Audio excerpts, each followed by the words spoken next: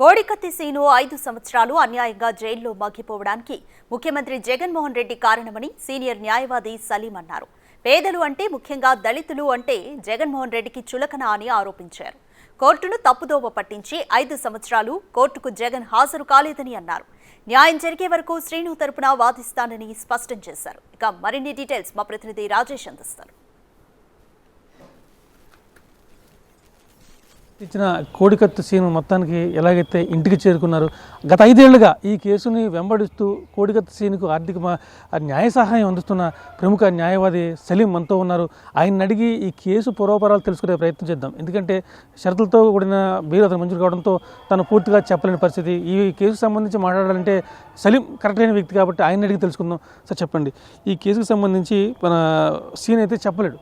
మీకు తెలిసిన సమాచారం కేసు పెట్టడం ఎలా ఉంది, ఎంతకాలం ఈ నేరానికి ఎంత శిక్ష పడుతుంది, అంతకన్నా ఎక్కువ అనిపించాడు? అదే చాలా అసలు ఇది ఎలా ఉంది అంటే ఒక దళిత్ ఒక పూర్ అబ్బాయిని ఒక టెర్రరిస్ట్ టాటా యాక్ట్ కింద బుక్ చేశారు. సో దాని వల్ల ఇది మనకు లీగల్ ఏమంటే ప్రాబ్లం వచ్చేసింది. ఐపీసీ కింద కేసు బుక్ చేస్తే అతనికి ఇమీడియట్ 90 డేస్లో బెయిల్ వచ్చేస్తుంది. ఐపీసీ కింద బుక్ చేయలేదు. Separation of civil aviation act అంటే ప్లాన్ హైజాక్ చేస్తారు, ఇది చేస్తారు కదా, టెర్రరిస్ట్ యాక్ట్ కింద బుక్ చేశారు. సో ఆ సెక్షన్ ప్రకారం బెయిల్ ఇవ్వాలంటే అసలు కోర్టు బిలీవ్ చేయాలి ఇతను ఇన్నోసెంట్ అని, అజంప్షన్ చేయాలి, ప్రజంప్షన్ చేయాలి, దాని తర్వాత సస్పెషన్ చేయాలి. కానీ కోర్టు ముందల నుంచినే సస్పెషన్ చేసి ఇది చేశాడేమో అది అంది. ఇప్పుడు ఈ కేసులో ఆయన ఇల్లీగల్ పర్సన్ కాదు, is not belongs to any terrorist organisation, అతనిది ఏది పొలిటికల్ మోటివేట్ కాదు, ఇల్లీగల్ పర్సన్ కాదు, అతను is employee of the airport. Yes, అయితే అసలు ఆ section of law 3A suppression of civil aviation act applicable maintainable against the who person ఫోర్స్ఫుల్లీగా enter in the airport and destroy any aircraft or attack any public personality. ఈ కేసులో అసలు court సాక్ష్యం కూడా consider చేయకుండా అతను ఇన్ని దినాలు పెట్టండి. సర్లే మనము బెయిల్ ఇయ్యను, 9th టైం మనం బెయిల్ వేసాము. ఒక బెయిల్ వేసి ఆర్గ్యుమెంట్ చెప్పే వరకు 3 months పడుతుంది. మనకు ఎంత ప్రిపరేషన్ అంత ఇది ఉంటుంది. లాస్ట్లో మనం ఇది అయ్యి మన జనపల్లి శ్రీనివాసరావు కూడా చెప్పాడు, సార్ నాకు ట్రయల్ చేసేయండి, ఇది చేయండి అంటే ట్రయల్కి మనము కోర్టుకి ఒత్తిడి పెడితే కోర్టు అంగీకరించేసి LW1 ఎవరు అతను సమన్స్ ఇచ్చాం. అప్పుడు ఇది ఇచ్చినప్పుడు వాళ్ళ నాన్న కూడా ఎక్స్పైర్ అయితే మరి నెక్స్ట్ టైం తీసుకుని అతను వాంగ్మూలం తీసుకుని, వాంగ్మూలంలో ఏం లేదు అసలు. ఆయన ఇచ్చిన కంప్లైంట్లా నేను చూడలేదు అన్నాడు. కంప్లైంట్లా కూడా కోడికత్తి విషయం ఎక్కడ డిస్క్రైబ్ లేదు. మరి ఏమంటారు ఎఫ్ఐఆర్లో కూడా కోడికత్తి డిస్క్రిప్షన్ లేదు. మరి attack on lower part of the shoulder ఉంది. మరి attack on lower part of shoulder నుంచి నెక్ ఎలా పోయింది, కోడికత్తి ఎలా వచ్చింది, ఇది అంతా అసలు ఒక మాయలోకంగా మాయగా అయిపోయింది. ఈ విషయంలో తనకు రాష్ట్ర పోలీసుల మీద నమ్మకం లేదు, కేంద్ర దర్యాప్తు సంస్థ నేషనల్ ఇన్వెస్టిగేషన్ ఏజెన్సీ దర్యాప్తు చేయాలని చెప్పారు. వాళ్ళు కూడా ఈ కేసులో కుట్రకోణం ఏమీ లేదని చెప్పారు. అయినా కానీ బెయిల్ రావడానికి ఇంత జాప్యం ఎందుకు జరిగిందంటారు?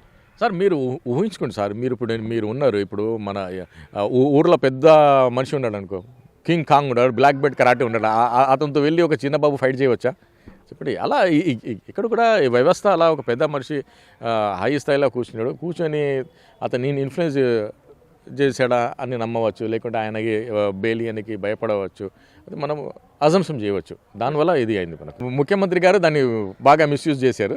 దానివల్ల ఆయన ఉన్న పొజిషన్కి గౌరవం ఇచ్చేసి అది ఎంటర్టైన్ చేశారు. మనం చేస్తే పిచ్చోడాన్ని మనకు ఏమంటారు ఫైన్ అది చేస్తారు. Jaganmohan Reddy chief of the state ఉన్నారు కదా, ఆ గౌరవం మీద దానికి పిటిషన్కి గౌరవించారు.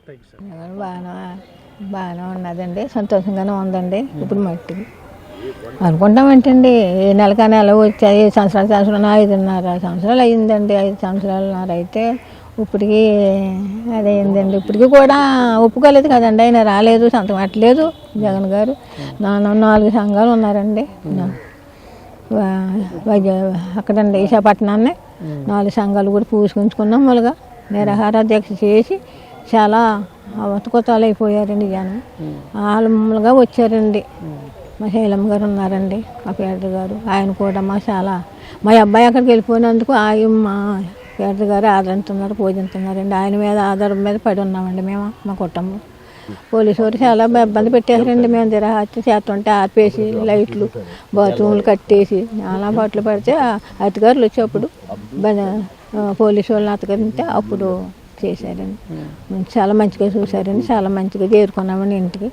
ఇప్పుడు మాకేం భయం లేదండి. మా జనం ఉన్నంత వరకు, నా సోదరులు ఉన్నంత వరకు, నా సంఘాలు ఉన్నంత వరకు నాకేం భయం లేదు. సంతోషం కదండి. మరి కేసు కొట్టేస్తే అప్పుడు ఇంకా బాగా సంతోషం ఉంటుంది. ఇంకా తిరగాలి కదండి. మరి ముఖ్యమంత్రి గారు చేసిన కొంచెం జాప్యం వల్ల ఇంతవరకు జరిగింది. అలాగే కొడుకుని చూసిన ఆనందంలో తల్లి కూడా ఆనంద బాష్పాలు వస్తున్నాయి. అయితే ముఖ్యమంత్రి పెద్ద మనసు చేసుకుని ఈ కేసులో తన కొడుకుని ఈ కేసు నుంచి బయటపడేయాలని చెప్పి విజ్ఞప్తి చేస్తున్న పరిస్థితి కనపడుతుంది. కెమెరామెన్ రవిశంకర్తో రాజేష్, బిగ్ టీవీ, ఠాణే లంక.